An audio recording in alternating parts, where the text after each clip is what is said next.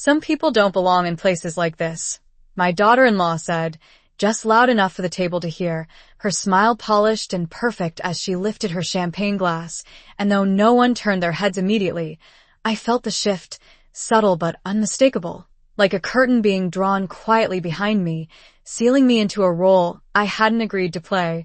I adjusted the sleeve of my navy dress, the same one I had worn to quieter family dinners, and let my fingers rest against the cool edge of the table, steady, composed, as if nothing had happened, as if I hadn't just been gently, elegantly erased in the middle of my own son's wedding. The ballroom shimmered under soft golden lights, crystal chandeliers reflecting off polished marble floors, every detail curated to perfection, every arrangement flawless, and yet I noticed the small things no one else seemed to see. The way my name was printed on the seating card without a title, just Margaret Whitmore. No mother of the groom. No acknowledgement of place or history, just a name among many, indistinct and easily overlooked. Across the table, Chloe laughed lightly at something one of her friends said, brushing an invisible speck from her designer gown, her posture effortless, confident, as though she had always belonged in rooms like this, as though she had built this world herself. Daniel sat beside her, my son, my only child, his hand resting over hers, his gaze fixed somewhere beyond me, beyond everything that had come before this day, and when our eyes almost met, he looked away, just slightly, just enough to say what he wouldn't speak aloud. I lifted my glass and took a slow sip, the champagne crisp and dry, grounding, and allowed a small smile to settle on my lips, not for them, but for myself, a quiet acknowledgement that I understood far more than they assumed. The music swelled softly from the string quartet near the stage. Guests leaned into conversations, laughter rising and falling like gentle waves, and still, beneath it all, I could feel the careful architecture of perception that had been built around me, layer by layer, omission by omission, until I had become something convenient, something small. Earlier that afternoon, I had watched as guests arrived, greeting Chloe with admiration, complimenting her taste, her elegance, her apparent ability to orchestrate such a grand event, and I had listened as she accepted each word with grace, never once correcting them, never once mentioning where the foundation of it all had truly come from. It wasn't the extravagance that struck me, not the towering floral arrangements or the 5-tier cake or the orchestra flown in from New York, but the silence, the deliberate, practiced silence that wrapped around my presence like a veil. I rested my hands in my lap, feeling the familiar weight of stillness settle over me. The same stillness I had carried through decades of building, deciding, observing, and I let the moment unfold exactly as it was meant to. Because there are times when speaking too soon reveals more about you than it does about them, and times when silence becomes the sharpest instrument in the room. Chloe leaned closer to one of her bridesmaids, her voice lowered now but her eyes flicking briefly in my direction. And though I couldn't hear the words, I didn't need to, I had learned long ago how to read what people choose not to say, how to understand the language of exclusion written in glances and pauses and carefully curated introductions. I placed my napkin neatly beside my plate, my movements unhurried, deliberate, as if I were simply another guest enjoying an evening of celebration, and perhaps that was exactly what they believed me to be, just another name on a card, just another figure at the table, someone who could be reduced, redefined, repositioned without consequence. But I have always found that the most revealing moments in life are not the loud ones, not the grand declarations or dramatic confrontations, but the quiet decisions people make when they believe no one is truly watching. And as I sat there beneath the soft glow of chandeliers, listening to the distant clink of glasses and the hum of polite conversation, I realized with absolute clarity that this was not the beginning of something new, but the unveiling of something that had been carefully constructed all along, and I allowed myself one final, measured breath before the night continued, exactly as they expected it would. I remained seated long after the laughter at our table had drifted into the background, my attention fixed not on the conversations themselves, but on the subtle choreography unfolding around me, the way servers moved gracefully between guests, the way Chloe's friends leaned in close as she spoke, nodding with admiration, as though she were the architect of everything they were experiencing, and perhaps, in their version of the story, she was. I had learned over the years that perception, when repeated often enough, begins to settle into something people accept as truth, even when it is built on carefully omitted details. Earlier that morning, I had stood alone in my hotel suite, fastening the clasp of a simple pearl necklace, the same one Daniel had given me on his first birthday with money he insisted on saving from a school fundraiser, and I had allowed myself a quiet moment to remember a different version of him, a boy who once believed that even small gestures carried meaning, a boy who would have been unable to sit through a dinner like this without noticing the absence of something important.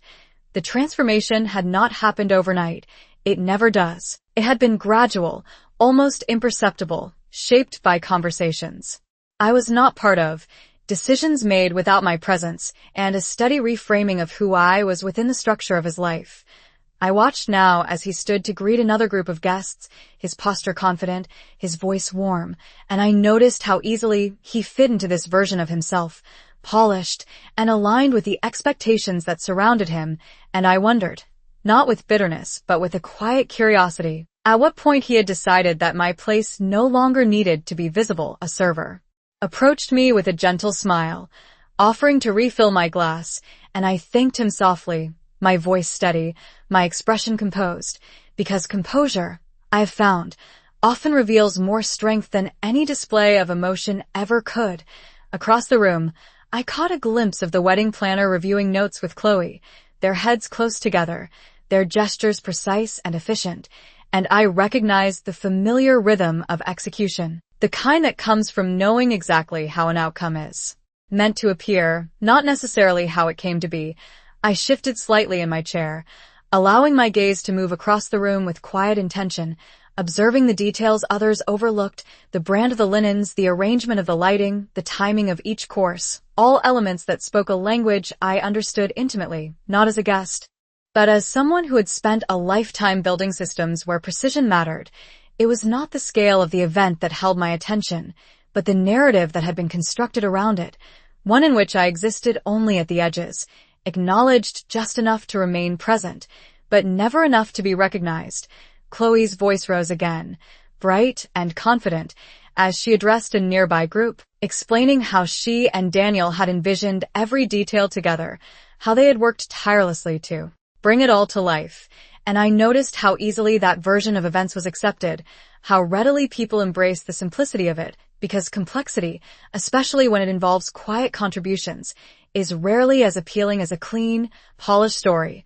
I folded my hands neatly in my lap, feeling the steady rhythm of my own breath, grounding, familiar, and I allowed a small, almost imperceptible smile to return, not out of amusement but out of recognition, because there is a certain clarity that comes when you understand exactly how you are being positioned in someone else's narrative, and more importantly, when you realize that you have the ability to rewrite it, not through confrontation, but through patience. The music shifted into a slower melody as guests began to move toward the dance floor, and I remained where I was, still, composed, observing as the evening unfolded exactly as it had been designed to. And in that stillness, I made no attempt to correct anything. No effort to reclaim a title or a moment, because I have always believed that timing is not about urgency, it is about precision, and precision requires waiting until the right moment reveals itself. And as I sat there, watching my son celebrate a life he believed he had built on his own,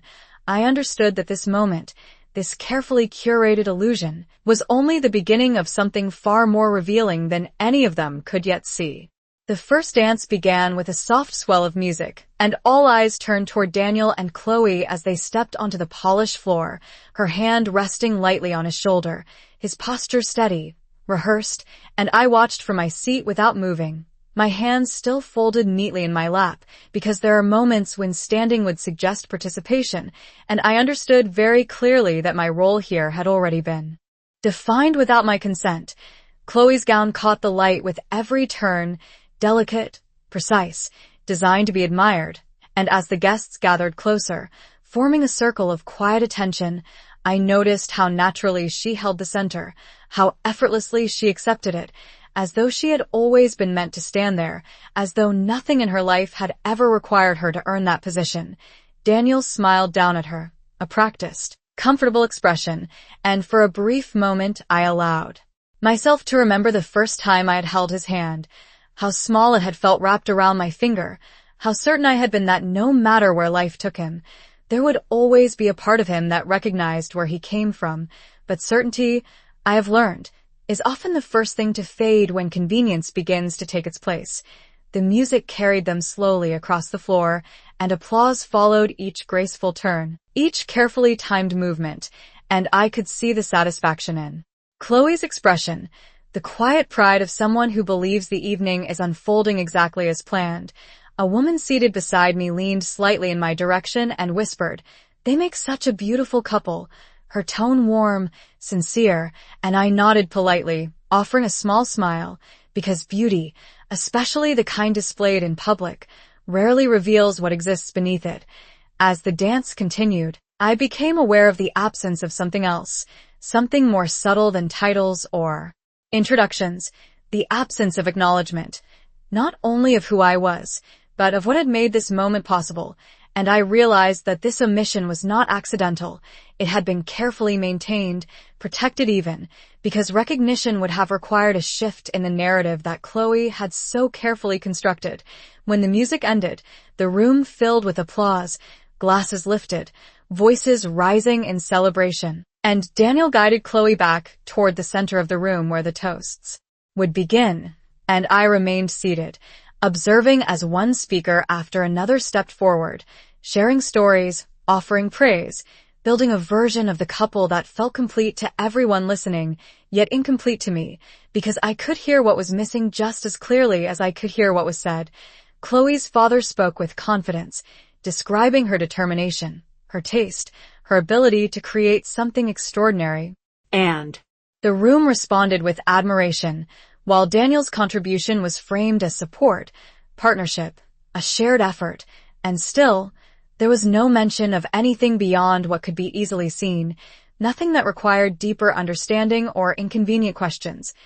I reached for my glass once more, taking a measured sip, allowing the familiar calm to settle over me again, because calm is not the absence of awareness. It is the result of it, and as I listened to the final toast, I understood that the evening had reached its peak, that everything Chloe had intended to present had now been fully realized in the eyes of everyone around her, and that belief, once established, would make what followed not only unexpected, but undeniable. I placed my glass back on the table with quiet precision, my movements deliberate, unhurried, and I allowed myself one final look at the room, at the carefully arranged perfection of it all, knowing that perfection, when built on a mission, has a way of revealing itself at exactly the moment it believes it is most secure. The applause had barely settled when the master of ceremonies announced that the groom's family would now be invited to share a few words, and for a brief second, there was a pause in the room, a subtle hesitation that might have gone unnoticed by anyone not paying attention,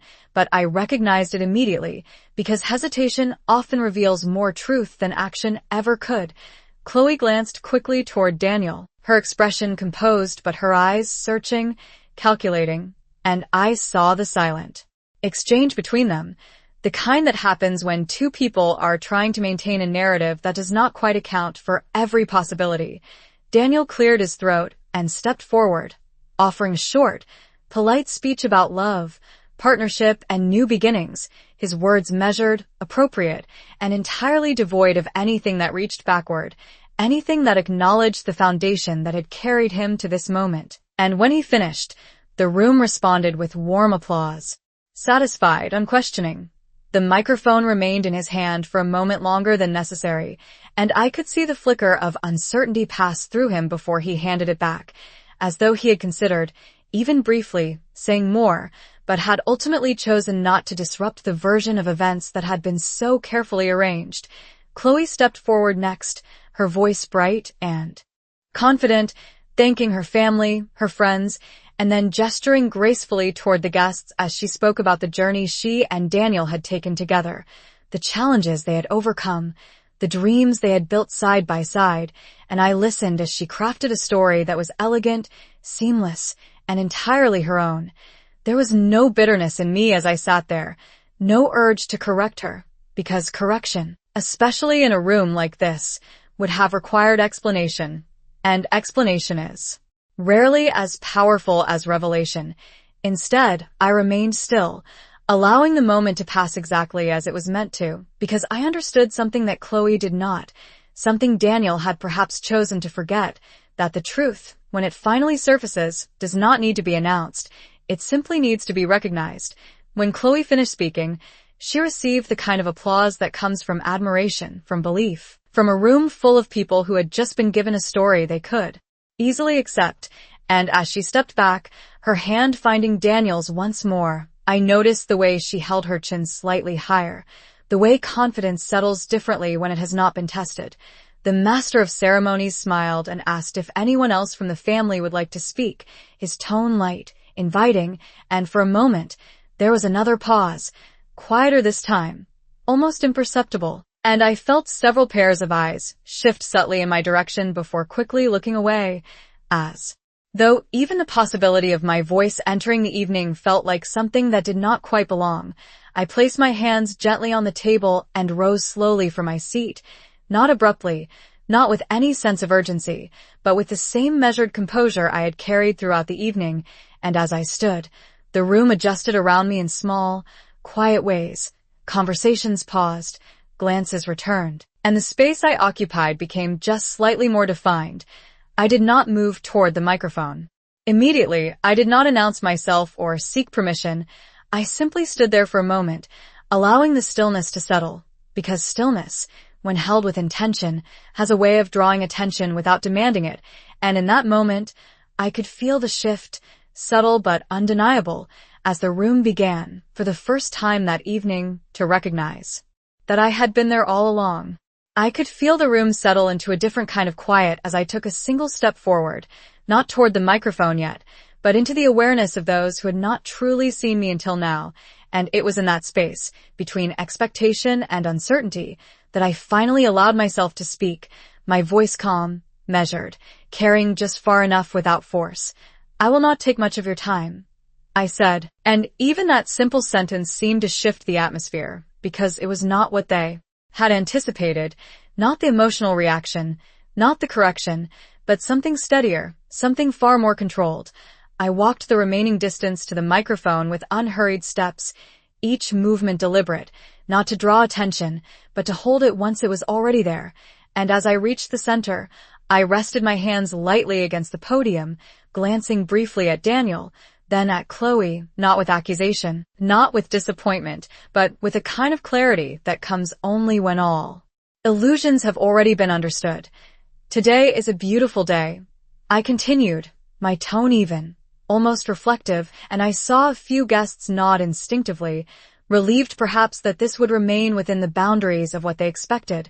A day about beginnings, about building something that will last. And I paused just long enough for the words to settle, because meaning is often found in the space between sentences, not within them. Chloe's posture remained poised, her expression attentive, though I noticed the slight tightening at the corners of her smile, the kind that appears when control begins to feel less certain. "I've spent many years watching things being built,"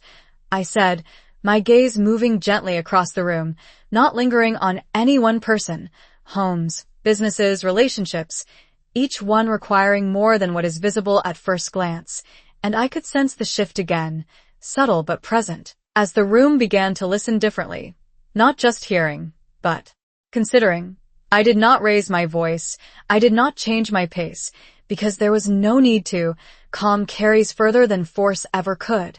and I have learned that what is not acknowledged does not disappear, it simply waits. I added, allowing the sentence to stand on its own without explanation, because explanation would have softened its impact. A quiet stillness followed, not uncomfortable, but attentive, as though the room itself had begun to recognize that this was not a typical speech, that something else was unfolding beneath the surface. Daniel shifted slightly where he stood, his expression no longer entirely certain, and Chloe's gaze remained fixed on me, steady, but no longer entirely relaxed. I allowed myself a small, almost imperceptible breath before continuing.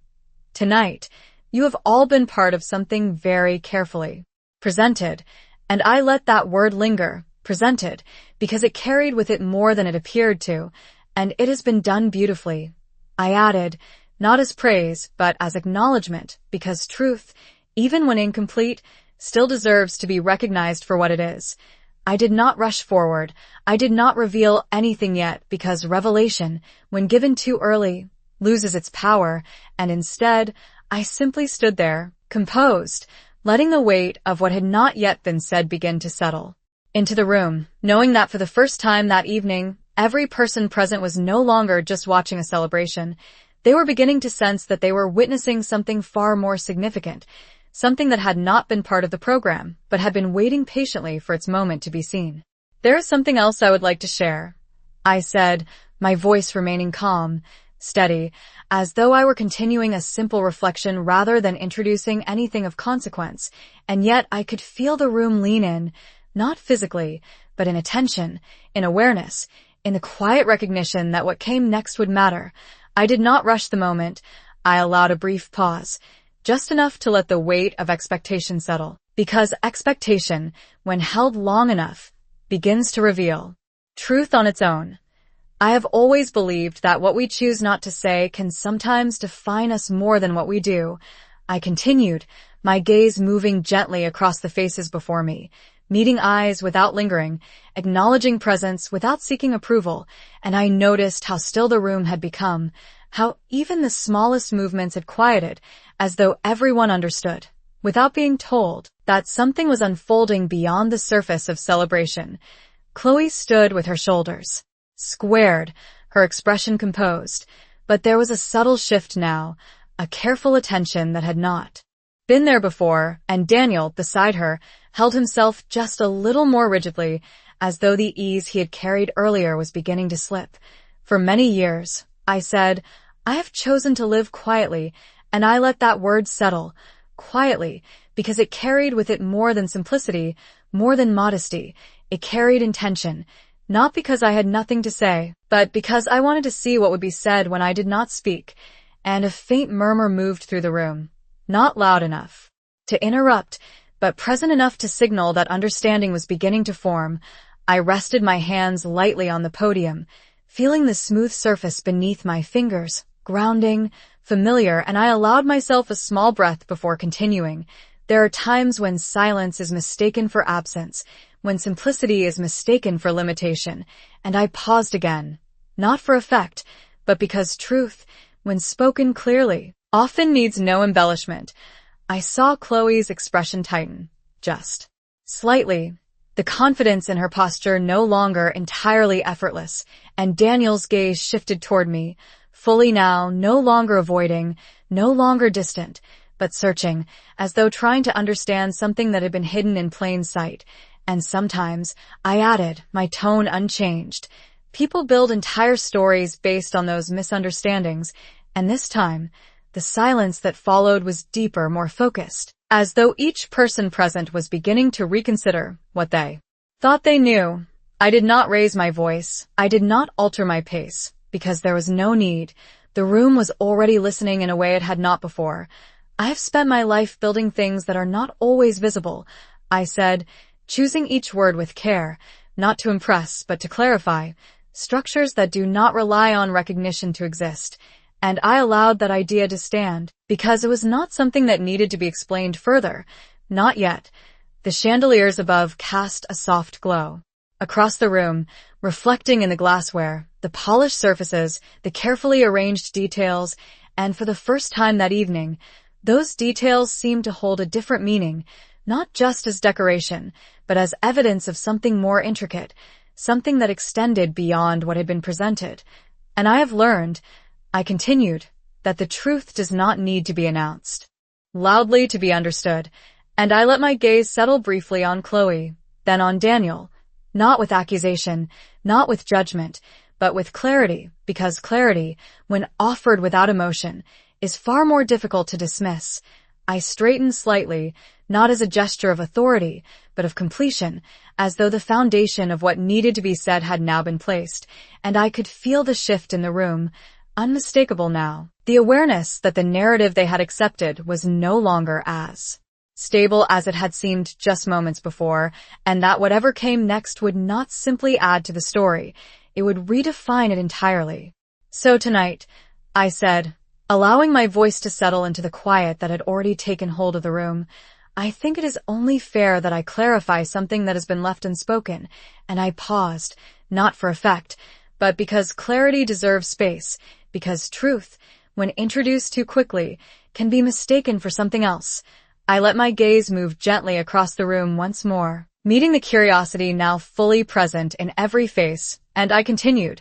everything you see here tonight, every detail, every arrangement, every moment that has been so beautifully presented, did not appear by chance, and I could feel the shift deepen, the subtle recalibration of understanding beginning to take place as the simplicity of that statement settled in. Chloe's posture remained upright, but there was no longer ease in it, only control, and Daniel stood beside her, still, attentive in a way he had not been before, as though he were beginning to recognize the direction of something he had chosen not to consider until now. For many years, I said, my tone unchanged, I have chosen to invest not only in businesses, but in people, in opportunities, in futures that may not always be visible at the beginning, and I allowed the word invest to linger, not as a declaration, but as a key, something that could unlock understanding without force. A faint murmur moved through the guests, quiet but unmistakable, the sound of connections being made, of assumptions beginning to shift. I rested my hands lightly against the podium, steady, composed, and I continued, and sometimes those investments take forms that are not immediately recognized, and I could see it now, the awareness spreading slowly across the room. Not all at once, but enough to change the atmosphere entirely. Chloe's eyes held mine now, fully, no longer dismissive, no longer certain, and Daniel's expression had softened into something closer to realization, though it came too late to alter what had already been revealed. This celebration, I said, is one of those investments, and I let the sentence stand on its own, because it required no further explanation, not for those who were listening, not for those who were beginning to understand. The silence that followed was no longer passive, it was active, charged with recognition, with the quiet unfolding of truth that had been present all along but had gone unnoticed. I did not smile, I did not change my tone, because there was no need to emphasize what was already clear. I have never needed acknowledgement to continue building what I believe in, I added, my voice calm even. But I do believe that understanding matters, and I let my gaze settle briefly on Daniel. Then on Chloe, not as a challenge, not as a confrontation, but as an invitation to see what had always been there. The room remained still, attentive, and in that stillness, the narrative that had been so carefully constructed earlier in the evening began to shift, not through disruption, but through recognition, through the simple presence of truth where there had once been omission. I stepped back slightly from the podium, not retreating, but allowing the moment to breathe, allowing the realization to take its full shape, because some things, once seen, cannot be unseen, and as I looked out across the room, I understood that the evening had reached a point from which it could not return to what it had been just moments before, and that was precisely where it needed to be. The silence that followed did not break immediately, it deepened, as though the room itself needed a moment to adjust to what had just been understood, and I remained where I was, neither stepping forward nor retreating, allowing that understanding to settle naturally without pressure, because truth, once introduced, does not need to be forced, it simply needs to be allowed to take its place. I turned slightly, not away from the guests, but toward Daniel and Chloe, my movement calm, measured. And for the first time that evening there was no distance between our lines of sight, no avoidance, no polite redirection, only a quiet, undeniable clarity that had not existed before. Chloe's expression had changed, not dramatically, not in a way that would draw immediate attention from those who were not looking closely, but I had always been someone who noticed the smallest shifts, and I could see it now in the stillness of her posture, in the way her fingers rested more tightly against Daniel's arm, in the careful control of her breathing as she recalibrated what this moment meant for her. Daniel stood beside her, his composure no longer as effortless as it had been earlier, his gaze fixed on me with a focus that suggested something deeper than surprise, something closer to recognition, as though pieces of a larger picture were finally aligning in a way he could not ignore. I did not speak immediately, because there was no need to fill the silence. The room was already doing that work on its own. Quiet conversations beginning to form in the edges. Glances exchanged, assumptions reconsidered, and I allowed myself a single breath before continuing, my voice soft, steady, carrying just enough to reach them without overwhelming the space. "There is nothing wrong with building a life you are proud of," I said, not as criticism, but as acknowledgement, because pride, when grounded in truth, is something to be respected. But it becomes something else when that life depends on what is left unspoken, and I let the sentence rest there, not as an accusation, but as a reflection, something that could not easily be dismissed. Chloe's eyes held mine, and for the first time, there was no trace of dismissal in them, only a careful awareness, the kind that comes when certainty begins to give way to understanding. I did not raise my voice, I did not change my tone, because the shift had already happened. The balance of perception in the room had already begun to move, and anything more would have been unnecessary. "I have always believed," I continued, "that respect is not something you request. It is something you reveal through your actions," and I allowed a small pause to follow, not to emphasize the words, but to allow them to exist fully in the space between us. Daniel lowered his gaze briefly, then lifted it again, and in that small movement, I could see the weight of realization settling in, not imposed, not forced, but recognized. The guests remained quiet, attentive, no longer simply observers of a celebration, but witnesses to something far more personal, something that could not be reduced to decoration or presentation.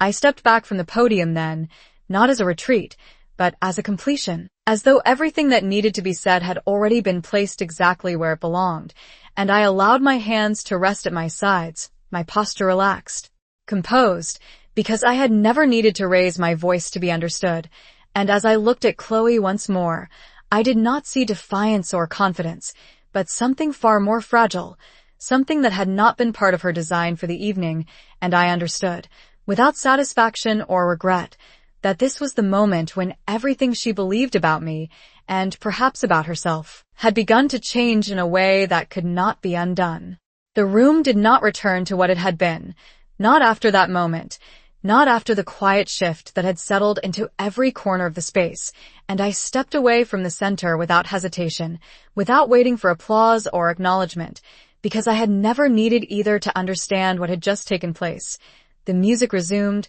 softer now, almost cautious, as though even the musicians sensed that something had changed, and guests began to move again, slowly at first there. Conversations quieter, more measured, no longer as effortless as before, and I walked back toward my seat with the same steady pace I had carried throughout the evening, my posture relaxed, my expression calm, because nothing about me had changed, only what they could now see. I noticed how the glances followed differently this time, no longer passing over me, no longer dismissive, but searching, curious, recalibrating. And I did not meet them directly, not out of avoidance, but because I did not need to confirm what was already understood. When I reached my chair, I paused briefly before sitting, allowing my hand to rest lightly against the back of it, grounding myself in the simplicity of the gesture, and I became aware of the space around Daniel and Chloe, how it had subtly widened, how the ease that had once surrounded them had been replaced with something quieter,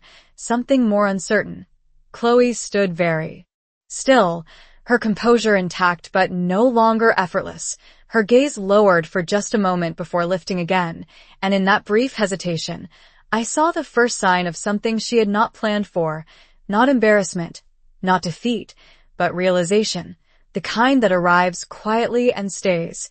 Daniel moved closer to her, his hand brushing against hers, not with the same confident ease as before, but with intention, as though he were trying to bridge a distance that had not existed until now, and I watched them without judgment, without satisfaction, because what had been revealed was not something I needed to celebrate. It was simply something that had needed to be seen. I reached for my glass once more, taking a slow sip, the familiar taste grounding, and I allowed myself to observe the room as it continued, the conversations resuming, the laughter returning in softer tones, the evening finding a new rhythm, one that could not quite return to what it had been, but would continue. Nonetheless, a few guests approached me quietly, offering polite words, compliments, curiosity wrapped in courtesy, and I responded with the same calm acknowledgement I had always given, because nothing in me had changed in response to their attention. It was only their perception that had shifted. Across the room, Chloe finally met my gaze again, and this time, there was no performance in it, no carefully constructed confidence, only awareness, and perhaps something else, something closer to understanding than regret, and I held that gaze for a moment, not to challenge, not to forgive, but simply to recognize it for what it was. I did not need to say anything more. There were no final words, no closing statements, because everything that mattered had already been placed where it needed to be, and as I settled back into my seat, allowing the evening to continue around me, I understood with quiet certainty that respect, once revealed, does not require explanation, and that some lessons are not taught through confrontation, but through the simple, undeniable presence of truth at the exact moment it can no longer be ignored.